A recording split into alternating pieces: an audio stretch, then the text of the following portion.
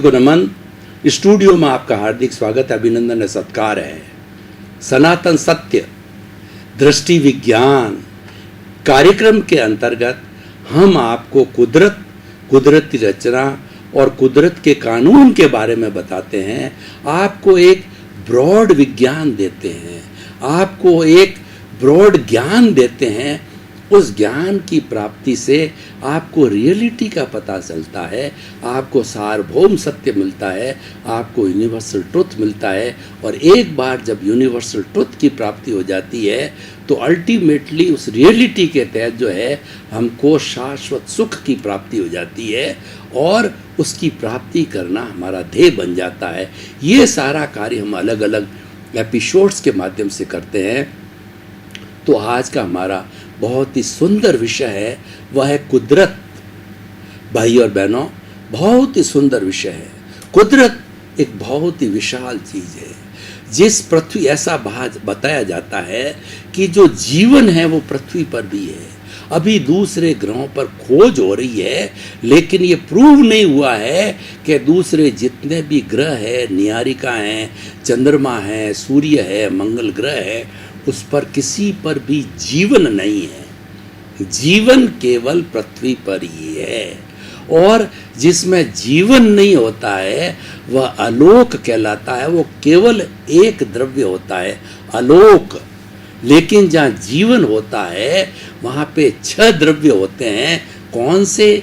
जड़, चेतन, motion, rest, time और space. इन 6 तत्वों से कुदरती रचना बनती है और उसका एक अलग से कानून होता है, अलग अलग विषय है। तो आज हम जो बात कर रहे हैं, कुदरत की बात कर रहे हैं। कुदरत को कहते हैं पर्यावरण, सृष्टि, कॉस्मॉस, ब्रह्मांड, वर्ल्ड, दुनिया। इसके बहुत से पर्यायवाची शब्द हैं जिसमें हमारा जीवन है, जिसमें हम जी रहे हैं। हम कुल 84 लाख उत्पत्ति स्थान हमारे भारतीय ग्रंथों ने बताए हैं। ये तो बर्थ प्लेसेस है जहाँ पे जीवन जन्म लेता है, लेकिन उन जीवों की संख्या असंख्य अनंत है।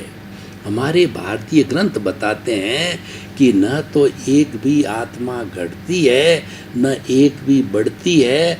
और दूसरा जो तत्व जो है, जड़ तत्व है जिससे सृष्टि बनी हुई है, वो जड़ तत्व का एक भी छोटा से छोटा जो पार्ट, जिसको परमाणु कहा जाता है, न तो एक भी परमाणु घटता है न बढ़ता है। ये शाश्वत सत्य है, ये यूनिवर्सल ट्रुथ है। इनका रूपांतरण होता है। ये जो है, जो कैसे रूपांतरण होता है कि जैसे देखिए, जड़ तत्व का ठोस होता है वो द्रव में बदलता है, द्रव है गैस में बदलता है, गैस वो वाइब्रेशंस में बदलती है। और सारी कुदरत है ये वाइब्रेशन से बनी हुई है। और ऐसा कहा जाता है एक भी परिंदा भी इस कुदरत के अंदर पर मारता है तो पूरी कुदरत है वो प्रभावित होती है। और हमको मालूम नहीं पड़ता है क्योंकि सृष्टि बहुत बड़ी है, जिसके अंदर 110 देश लोग आते हैं। इतनी बड़ी हमारी ये जो है वसुधा है, और इसको हम वसुधैव कुटुंबकम भी कहते हैं। हम एक पृथ्वी माँ की कुदरत की सब संतान हैं, एक वासुदेव की संतान है। उससे मनुष्यों के बीच में भाईचारा आया, मनुष्यों के बीच में भातृत्व आया, सहानुभूति आई, परस्परोपग्रो जीवा नाम आया, live and let others live की जो है धारणा बनी, हमारे संवेदनशीलता बनी। तो ये जो मूल्य है वह हमारे इस कुदरत के कारण वो मूल्य पैदा हुए। ऐसी सृष्टि है हमारी जिसमें जड़ और चेतन दोनों होते हैं। चेतन तत्व और जड़ तत्व का डिफरेंस समझना बहुत ज़रूरी है कि दोनों मिलकर के ये सृष्टि का, इस कुदरत का जो है निर्माण करते हैं। तो जो जड़ होता है वह वर्ण गंध रस स्पर्श वाला होता है, और वह गलन मिलन धर्मा होता है, वह अष्ट स्पर्शी चतुस्पर्शी होता है। उसके जुड़ने और टूटने से हर क्षण हर वस्तु बदलती रहती है, जिसको हम पर्याय कहते हैं, जिसको हम मोड कहते हैं। भगवान महावीर ने कहा कि किसी भी वस्तु की चाहे जड़ हो और चेतन हो, उसका अस्तित्व कब है? वो उत्पाद वे द्रव्यात्मक सत मन वस्तु का अस्तित्व कब है? जब उसमें पर्याय होता है। पर्याय क्या होता है? कि जो उत्पन्न होती है और जिसका नाश होता है। उत्पन्न और नाश होने के बाद वह वस्तु जो है, चाहे जड़ हो चाहे चेतन हो, वो द्रव्य रहती है, यानी वह हमेशा रहती है। मैं एक उदाहरण के द्वारा आपको बताना चाहता हूँ तो ये स्पष्ट हो जाएगा कि देखिए, एक महिला है, उस महिला बहुत लंबे समय से जो है वो बैंगल्स पहन रही है, तो वह थोड़ा चेंज चाहती है। ये मानव प्रकृति ये है कि मानव चेंज चाहता है।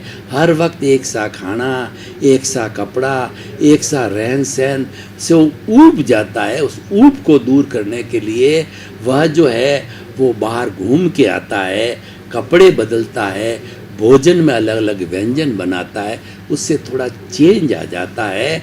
तो प्रकृति का नियम भी क्या है? हर क्षण हर वस्तु बदलती है।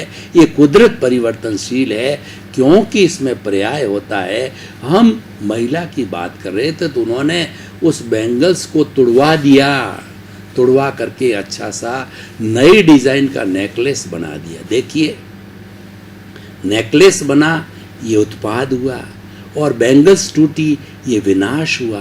दोनों स्थिति के अंदर, चाहे बैंगल्स हो चाहे नेकलेस हो, वो सोना है, वो द्रव्य कहलाता है।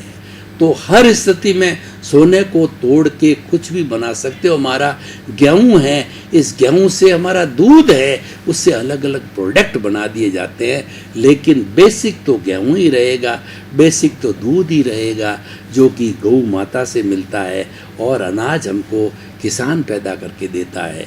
तो भाई और बहनों, ये उत्पाद वे, लेकिन वो द्रव्य होती है, वह वस्तु जो स्थायी होती है, वो जड़ कहलाती है और वो चेतन कहलाती है।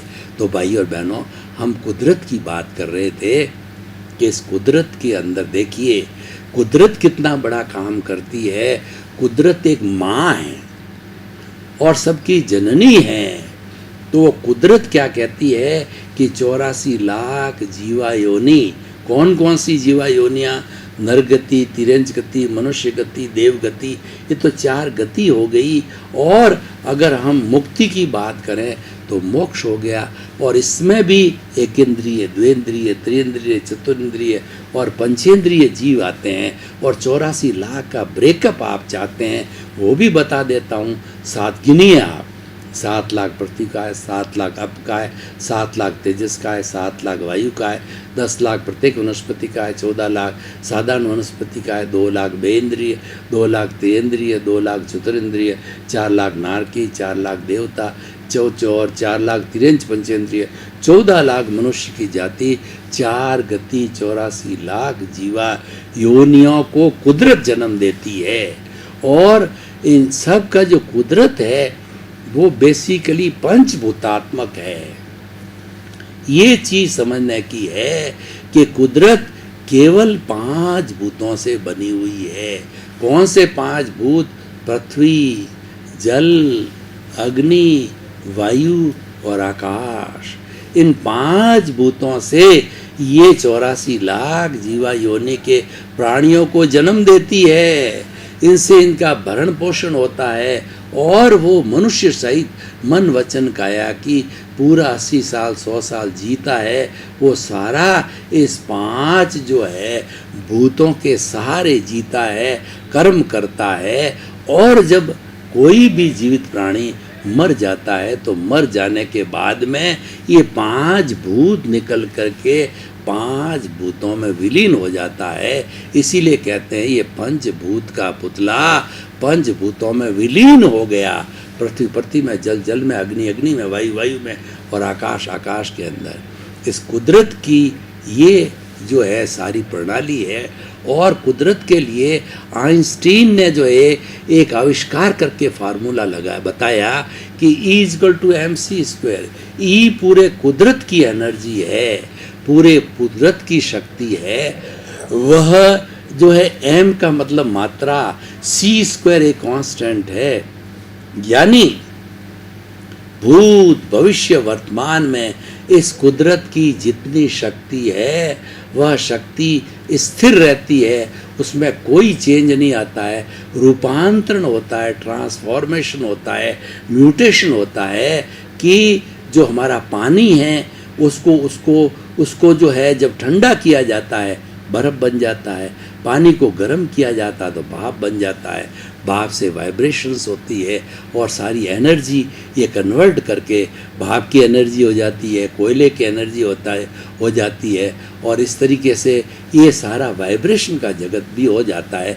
मैं जो बोल रहा हूँ ये वाइब्रेशंस के माध्यम से जो है हमारी वेव लेंथ, वेव्स, फ्रीक्वेंसी और उसके साथ में कॉस थीटा, साइन थीटा के माध्यम से जो है ये मोबाइल में आती है, ये हमारा जो है इंटरनेट पे जाती है, यूट्यूब पे जाती है, रेडियो में आती है, टीवी में आती है, ये सारा कन्वर्शन है।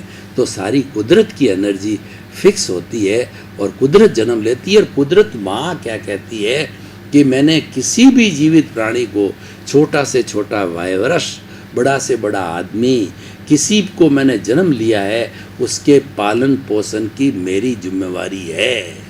और क्योंकि एक राजस्थानी में कहावत है, जिसने चोंच दी है वह चुग्गा भी देगा। माँ कहती है कि बच्चे को कोई भी माँ जन्म लेती है तो माँ ये जिम्मेवारी लेती है कि इस बच्चे को पाल पोस करके, बड़ा करके, शादी करके पैरों पे खड़ा होने तक की माता पिता जिम्मेवारी लेते हैं। तो ये सृष्टि माँ हर प्राणी की जिम्मेवारी लेती है, कुदरत जिम्मेवारी लेती है, और उसके पास में सफिशिएंट भंडार है। ये असंख्य अनंत आत्माओं के भरण पोषण का भंडार है।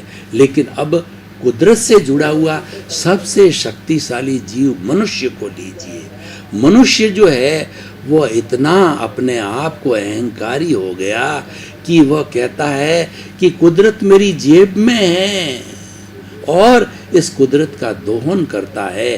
पांचों जो इसके अंग है, पृथ्वी का दोहन करके, खड्डा खोद करके वो 300 फुट, 500 फुट, 1000 फुट से नीचे जाके पेट्रोलियम प्रोडक्ट है, पानी है, अभ्रक है, बोर्डल है, मिनरल्स निकालता है।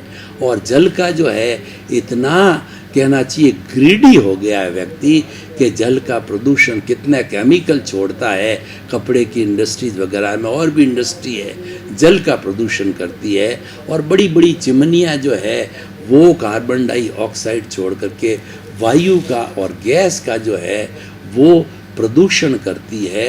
तो पृथ्वी, जल, अग्नि, वायु और आकाश सबका जो इतना पॉल्यूटेड कर दिया, इसके लिए जिम्मेवार इंसान है। और ऐसा क्यों हो गया कि पृथ्वी माँ ने कहा कि मैं तेरे को नीड पूरी करने की स्वतंत्रता दे करके भेज रहा हूँ, पूरा पालन पोषण करूँगा। और इस कुदरत ने हर प्राणी के जितनी उसकी जन्म की जो है रहती है, उसका एक यूनिबेल्ट सिस्टम जो है इम्यून सिस्टम भीतर दे करके भेजा है। और माँ ने कहा है कि जो है शरीर जीवनम, तुम 100 साल जियोगे, मनुष्य के लिए कहा है, लेकिन शर्त ये बताई है कि तुम मेरे नियमों का पालन करोगे और मेरे जो है कि मेरे नियमों की अवहेलना नहीं करोगे। पुराने समय के अंदर इन 5 भूतों की पूजा होती थी, जल देवता, वायु देवता, पृथ्वी देवता, अग्नि देवता, आकाश देवता, नदी नालों को सबको देवता के रूप में पूजा जाता था। उनको महान शक्तिशाली माना जाता था। वो इन पर वो इंसान पे कृपा करते थे क्योंकि इंसान उसके प्रति बहुत आदर का भाव रखता था। और आज जब पॉल्यूटेड कर दिया, उनको गंदा कर दिया, तो आज ये कोरोना क्यों आया? कोरोना इसीलिए आया कि प्रकृति माँ ने कहा तू मेरी बातों की अवहेलना करती है, जिस हिसाब से मैंने जन्म दे करके तेरे को निर्देश दे करके भेजा तू पालन नहीं करता है, तू अप्राकृतिक हो गया है। मैं तो कहता हूँ धूप में बैठा कर, तू तो एसी का सेवन करता है। प्रकृति कहता है early to bed and early to rise, जो है सुबह जल्दी उठना और जल्दी सोना is a sign of the health, और a sound mind exist in a sound body. ये सब प्राकृतिक नियम है, हम उल्टे चलते हैं। हम रात जो भगवान ने हमको कुदरत माँ ने दी है, रात जो है सोने के लिए दी, विश्राम करने के लिए दी, और दिन है वह खूब काम करने के लिए, हम उल्टा करते हैं। हम दिन में सोते हैं और रात में 12-12, 1-1 बजे। और जो कुदरत ने कहा कि जब तेरे को भूख लगे तब तुम खाना, और एक मनुष्य को छोड़ करके इस कुदरत के जितने भी पशु पक्षी है, जब उनको भूख नहीं लगती है तब तक वो मुंह में कुछ नहीं डालते हैं। गाय होती है वो क्या है कि उगाली करती है, वो जितना भोजन कर लेती है फिर वो रेस्ट टाइम में उसको बाहर निकाल के पचा देती। कोई भी पशु चाहे शेर भी हो, जब तक वो भूखा नहीं होगा शिकार नहीं करेगा। लेकिन मनुष्य तो ये है 24 घंटे खाता ही रहता है, भूख हो या न हो। सामने मिर्ची बड़ा या सामने कोफ्ता आ गया तो वो उसको खा जाता है। मनपसंद चीज़ आई रात की 12 बजो 2 बजो वो उसको खाता ही रहता है। उसके लिए वो कोई नियम का पालन नहीं, वो अप्राकृतिक हो गया। और माँ ने जब यूनिबिल्ड सिस्टम बना के भेजा तो इम्यून सिस्टम में क्या है कि हमारे जो है WBC, ये वाइट ब्लड सेल्स है, ये सोल्जर्स है, इनकी उम्र बहुत कम होती है। हर क्षण हमारे यहाँ हजारों लाखों नई पुरानी मरती है और नई कोशिका जन्म लेती है। सोल्जर्स होते हैं। ये कोरोना जैसे प्राणी को जब मालूम पड़ गया कि कोई भी जो बैड एलिमेंट भीतर आ गया है और जो टॉक्सिक जो है चीज़ भीतर आ गई, वो उसकी पहचान करके उस पर झपटते हैं और झपट करके उसको मार देते हैं। तो ये कोरोना इसीलिए आया कि हमारा इम्यून सिस्टम कमज़ोर हो गया, हमारी प्रतिरोधात्मक शक्ति है वो घट गई। तो ये प्रभावित किसको करता है? पॉजिटिव कौन आता है? जिसका इम्यून सिस्टम कमज़ोर होता है। और ये ख़ास तौर से हमारा श्वसन तंत्र को सबसे पहले बर्बाद करता है, श्वास नली को, फेफड़ों को चाट जाता है। और जब श्वास ही नहीं ले पाते हैं तो दूसरे अवयव हमारे हार्ट है, किडनी है, वो फेल हो जाते हैं। कि वो सांसा जब तक आसा, सांस चलती जब आस रहती जिंदा है, और श्वास छूट गई तो फिर वो राम नाम सत हो जाता है। डॉक्टर बोल देता नाउ इज़ डेड बिकॉज, क्योंकि ये सांस नहीं ले रहा है। तो भाई और बहनों, इतनी बड़ी कुदरत की रचना है, तो अब प्रश्न ये है कि हम कुदरत को समझने के लिए क्या करें? कुदरत को समझने के लिए उसकी रचना को समझो, उसके कानून को समझो और कानून का पालन करो।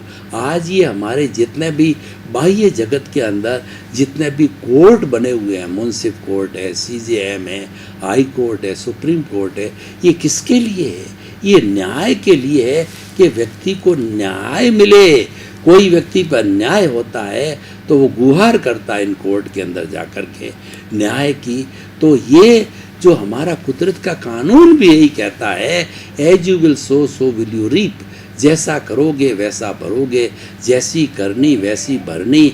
अगर आपने किसी को दुख दिया है तो निश्चित रूप से उसके लिए आपको दुख मिलेगा। और हमारी ये कुदरत माँ कहती है, to the every action there is equal and opposite reaction.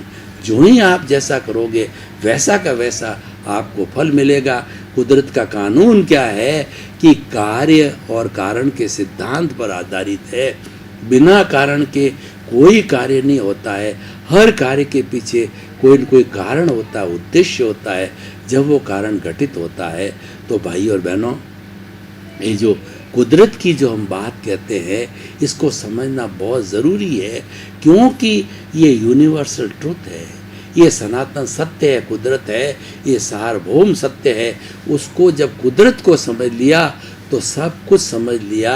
उसके बाद कुछ भी समझना शेष नहीं है, क्योंकि सबका आश्रय देने वाली वो एक ही कुदरत है हर जीवित प्राणी को। और कुदरत जो है जिसको जन्म देती है, तो हर प्राणी जो है जन्म लेने वाला प्राणी है वह जीवित रहना चाहता है, मरना कोई नहीं चाहता है और कोई भी दुख नहीं चाहता, हर प्राणी सुख चाहता है। और कुदरत तो वो न्याय करती है कि सुख और दुख तो उसके कृत कर्मों के अनुसार है। कुदरत का यही काम है कि निमित्त जुटा देना। अगर आपने पिछले जन्म में किसी के पैसे खाए हैं तो इस जन्म के अंदर जो खाने का जो आपने प्रतिष्ठा की थी वो प्रतिष्ठा द्रव्य कर्म रूप के अंदर इस समय में उदय में आएगी। और कुदरत क्या करेगी, जिसके पैसे खाए हैं उसको निमित्त रूप के आपके सामने ला करके खड़ा कर देगी और वह आपसे ब्याज सहित पैसे मांगेगा। अब आपको पता नहीं है पिछले जन्म में करने वाला कोई था, इस जन्म में भुगतने वाला। जैसे मैं सोहन राज हूँ तो पिछले जन्म के अंदर मैं मोहन राज था, मोहन राज ने जैसा क्वेश्चन हल किया उसका रिजल्ट सोहन राज को मिलेगा। मोहन राज ने जैसे जैसे भाव किए, जैसे जैसे प्रतिष्ठा की, वो भाव है वो आज द्रव्य कर्म के रूप में सोहन राज भुगतेगा। जैसा उसने चार्ज किया है वो डिस्चार्ज ये भुगत रहा है। और जैसा अब यहाँ पे ये सोहन राज भाव कर रहा है, अगले जन्म में वो यशवंत राज जाके जो बनेगा और वह यशवंत राज उसको द्रव्य कर्म के रूप में वह उसको जो है प्रारब्ध और जो उदय के रूप में पुण्य पाप के रूप में भुगतेगा। तो देखिए करने वाला कोई है, भुगतने वाला कोई है, लेकिन भुगताने वाला तीनों के तीनों कालों के अंदर तीन व्यक्ति अलग अलग आए, लेकिन आत्मा तो कॉमन है, जीव तो कॉमन है। ये जीव कभी नहीं बदलता है, ये कुदरत का कानून है, ये हमारा दृष्टि विज्ञान है, ये सनातन सत्य यूनिवर्सल ट्रुथ है कि हमारा चेतन तत्व हर समय के अंदर एक सा रहता है, जैसा वो है वो हमेशा एक सा रहता है। भाई और बहनों, आपका बहुत बहुत धन्यवाद। आप हमारा ये सनातन सत्य कार्यक्रम देखते रहिए। ये दृष्टि विज्ञान है, ये आपको जैसी जैसी जैसी दृष्टि वैसी सृष्टि करके देता है। जैसा आपका चिंतन होगा वैसा ही आपको जो है सुख और दुख मिलेगा। तो आप इस दृष्टि विज्ञान को समझिए, आप कुदरत कुदरत के कानून को समझिए और अपने जीवन को अच्छा जीवन बनाइए, रियलिटी को प्राप्त कीजिए। इसी क्रम में आपका जीवन आनंदमय हो, मंगलमय हो। आपके प्रति बहुत बहुत शुभकामनाएं।